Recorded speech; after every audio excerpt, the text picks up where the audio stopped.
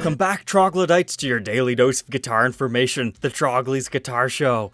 I happen to have been sent a video here that's currently unlisted that releases the Gibson Signature models of NAMM 2021. Now, I'm sure we're going to see these things like tomorrow anyways, but let's go ahead and look at these things.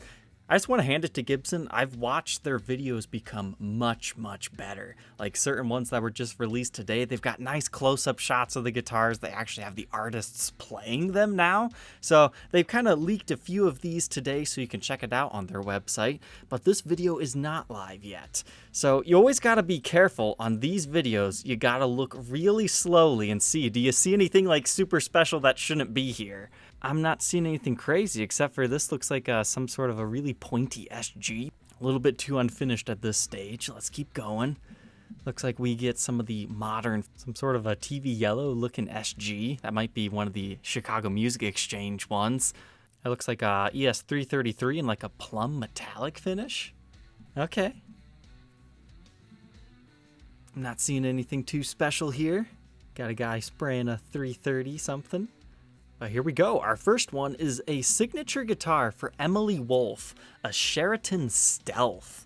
How cool is that? So that's coming out in March of 2021. Now what's kind of cool about this is it reminds me of the Dave Grohl or Trini Lopez because we actually have the diamond-shaped F-holes on this guitar within the Epiphone lineup. And is that gold hardware? That's pretty neat, and it looks like we just get the kind of standard Sheraton inlays right there. Kind of a matte black finish. That's probably why they called it Stealth.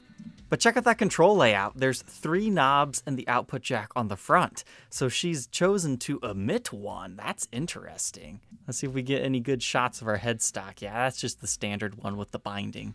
So it looks like gold hardware, satin black finish, kind of an interesting control layout. What else do we got here? The Epiphone Slash collection. So this one was actually announced, I think about a week ago. They're doing pretty much every single color that was within the Gibson lineup, so that's exciting. Finally have an announced date of that, July 2021. I think that's pretty realistic. The Epiphones have been taking a while to get in here. Oh, and this one made me happy today. So we get Captain Kirk Douglas coming out with 2 new signature SGs. Now in this one, we actually have stock photos and everything up already. So these are $2,499, which I think is a perfect price point for these. And you might look at it and you go, is that a custom shop? No. These are Gibson USA leveled instruments. But this is not his first time getting a signature guitar. It's nearly been 10 years, like around 2013 or so. Even on the used market, these things still brought about, $2,000 to $2,500, sometimes a little bit more. But his first one, it had the Captain Vibrola on here. It had 3 pickups. It's kind of that 67, 68 back wing style guard.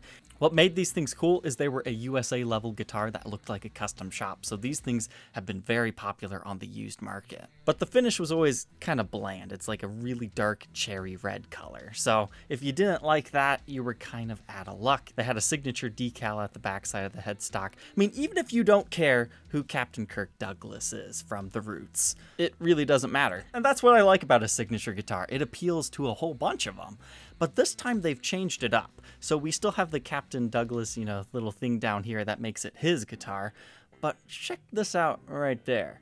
They now have an additional volume control that is a master volume, like for your swells and things like that. You can check out this video. He does a bunch of cool stuff with that. But I could see how some people might not like that because it might be in your way for picking. But it really wouldn't be that difficult just to, snip that pot out of the wiring, put a new pick guard on, or just leave it as a blank hole or install a kill switch or something right there.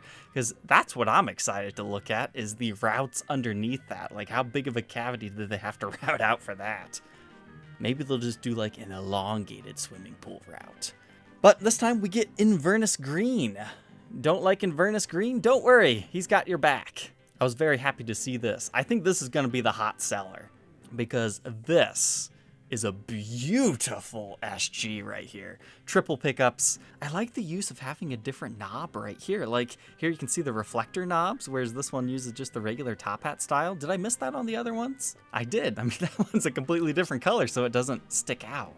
But hey, you can actually buy these today from the Music Zoo. They've got 4 of them in stock. I mean, these are the actual photos. I mean, the only thing that's bad about these is they don't have an ebony fretboard. It's a rosewood, so that's why the custom shop is going to be a little bit better. It won't have quite as much attention to detail. You're not going to have your ABR1 bridge, but I've got to say, for the value, $24.99, fantastic price point. I think they probably could have priced these to $3,000, to be honest. I can see these things selling and retaining value pretty well. I mean, the big question is, what happens to the original ones? Do they also go up now, or do they start to come down in price?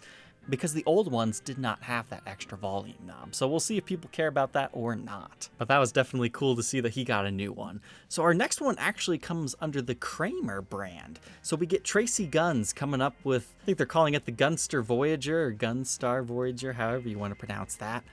This thing caught my attention, because when I first saw this, it was like, oh my goodness, are they reissuing the shark fin? Because it's like a flying V mixed with an Explorer. We get a maple fretboard, but no, that's a Kramer guitar. That's coming out very soon. And then next in April, we get a Marcus King signature, 1962 345. They've had Marcus in a lot of their promotional material, so I think it's great that he's getting a signature guitar finally, because he is an excellent player. And then this one, my big question is, why? They've already done this. So this one's coming in May of 2021. A Peter Frampton Phenix. This is the guitar that went down at the plane. They just assumed it got burnt up. But then he ended up getting this guitar back, what was it, 50 plus years later. And it's kind of, in very poor shape. But custom shop is already done an aged and signed run here. I mean, some of these have been sitting on Reverb a long time. Like one for $25,000, one for $20,000, one for $15,000. And here's what it looked like the first time. So maybe they're like, hey, let's retry this and do it a new way. Or are they doing it like a Gibson USA version? Now that would be interesting. But I think collectors are going to be slightly turned off here that they purchased from this run and then there's a new run. But this is the Juskowitz era version. And then this one's within the Curly era. However, I'm kind of excited because I didn't get to review this the first time around. So the second batch, I can guarantee you I can get one of these things on the show. The used market kind of got scary on these things. And then this one, a Tom Petty Wildflower SJ200. Unfortunately, this is just a teaser, so maybe tomorrow or whenever they officially release this stuff, we'll see some more photos, but this guy's coming out in March. Tom Petty left us not too long ago, so maybe instead of a tribute, this is just something that was in the works that just never 100% got finished. But Wildflower SJ200, okay? And then this guy, Snake Sabo with the Baretta. I'm sorry. Wasn't this announced, the last time we could actually get together at NAMM? They must have had some sort of issues in getting these things produced, or maybe they just teased it way too early just to show people that, hey, we are working on Kramer. We've got a whole bunch of new artists coming in. I think 2021 will be really interesting for this brand. And this is kind of a cool guitar. It wouldn't play well with my green screens, though.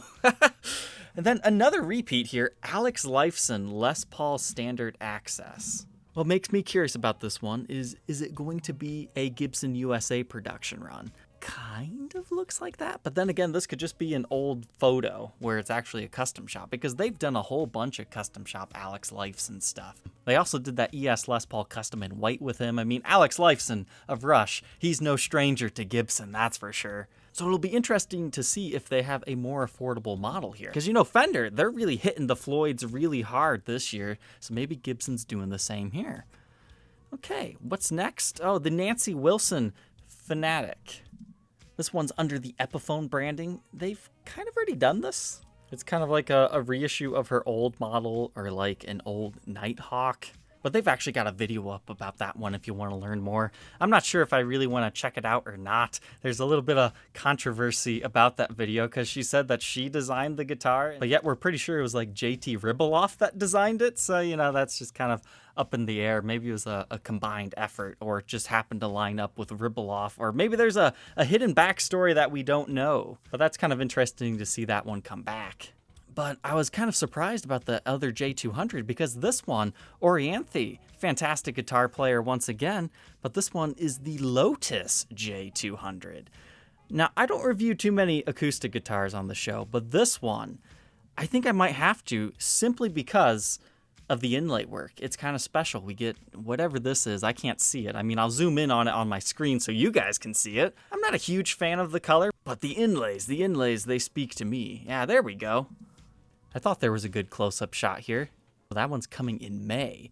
Now this one, Slim Harpo, ES330, kind of going along the same lines of last year.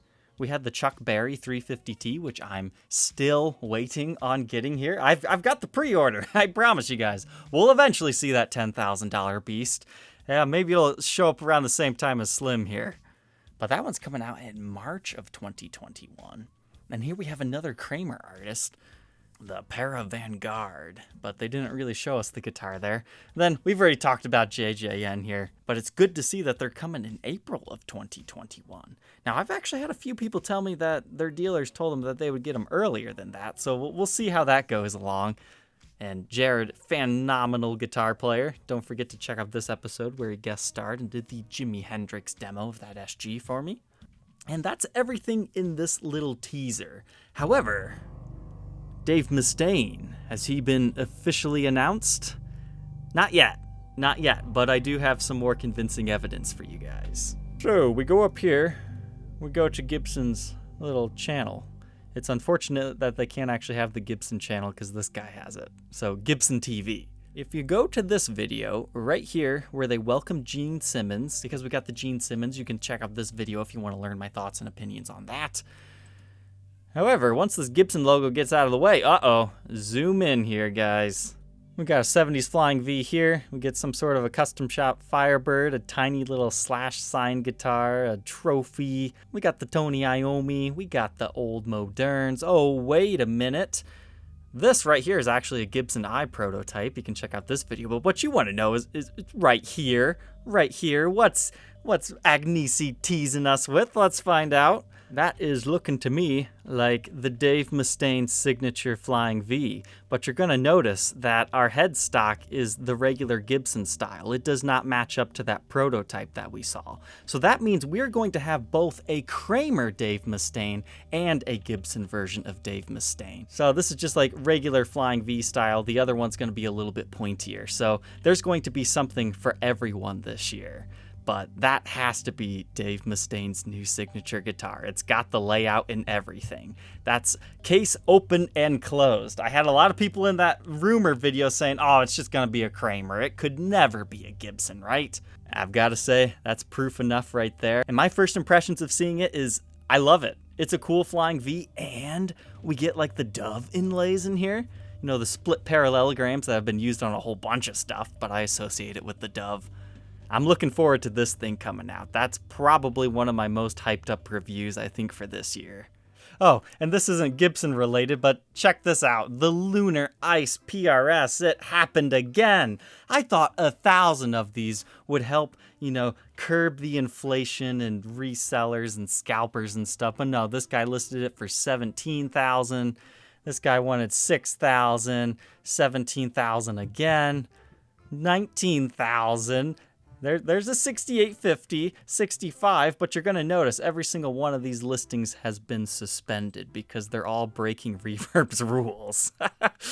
So on Reverb, you can't sell a pre-order for a guitar. You actually have to have physical images of the guitar you're selling. You can't just take a picture of the box either. And that's to, protect Reverb, because who's to say somebody's not just going to list these photos, not even have a pre-order, and then try to scam you with that. Because as long as they upload some sort of a tracking number, occasionally, depending on how many sales they have, Reverb will kick them out their payment. And then, if they're just saying, oh yeah, the pre-order hasn't come in yet, you're waiting a year, that's just a scam waiting to happen. So please, if you are interested in one of these, be very, very careful who you buy from. At this point, they are all sold out. I cannot find them anywhere for sale at regular retail price.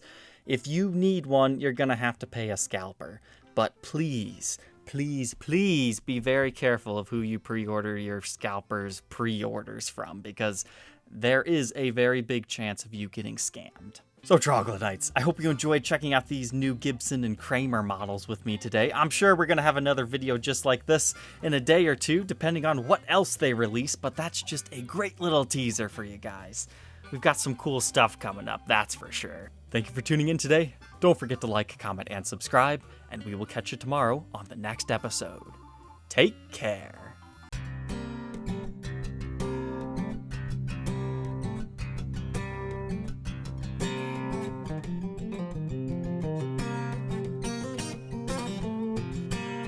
Thanks for watching to the end. I bought a Lunar Ice. It's one of the first ones. We'll see you in a couple of days. Had to pay a crazy scalper price, though. See ya.